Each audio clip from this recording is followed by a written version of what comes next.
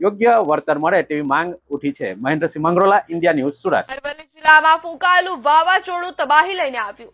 જિલ્લાના મોડાસા સહિત તમામ તાલુકામાં ફૂંકાયેલા વાવાઝોડાને પગલે નુકસાનીના દ્રશ્યો સામે આવ્યા છે।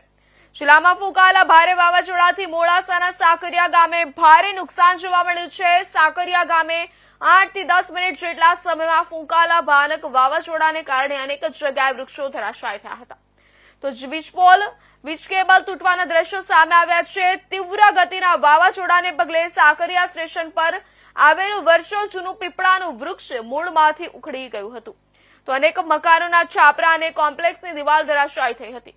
ભયાનક વાવાઝોડાને લઈને વીજ પુરવઠો પણ ખોરવાયો હતો, તો વાવાઝોડા રૂપે આવેલી અણધારી આફતે ગામમાં તબાહી સાથે ફફડાટનો માહોલ સર્જાયો હતો।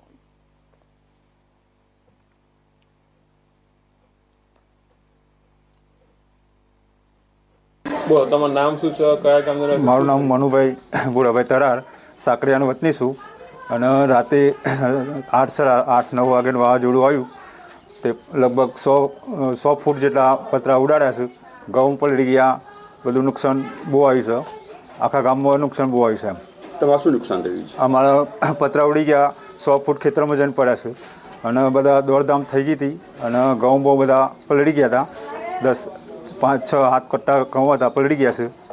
એટલે તમારી શું અપેક્ષા છે? અમારી અપેક્ષા છે કે કોઈ સહાય આલો તો સારું, એમ મદદ કરવી જરૂરી છે એમ, અને આગળ પાછળ કોઈ છે નહીં સાહેબ, એટલે આટલી નમ્ર વિનંતી છે મારી એમ।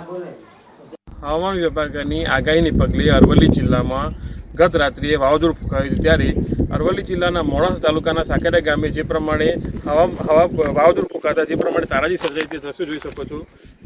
ક્યાંક રોડ પર થોપલા પડી ગયા છે, ઝાડ પણ પડી ગયા છે, ઘણા ઘરના પતરા પણ ઉડી ગયા છે, અમુક જગ્યાએ ઘરની દિવાલો પણ પડી ચૂકી છે। ત્યારે ક્યાંક ને ક્યાંક જે વાવાઝોડું છે તે તારાજી સર્જી છે। હાલ જે દ્રશ્યો જોઈ શકો છો તે પ્રમાણે વીજળીના તાર પણ તૂટી પડ્યા છે, અને ક્યાંક ક્યાંક ગામની અંદર હાલ વીજળી નથી, ત્યારે અરવલ્લી જિલ્લાની અંદર વાવાઝોડું જે આવ્યું તે ક્યાંક ને ક્યાંક વધારે પ્રમાણે વાવાઝોડું ફૂંકાતા તારાજીના દ્રશ્યો સામે આવે છે।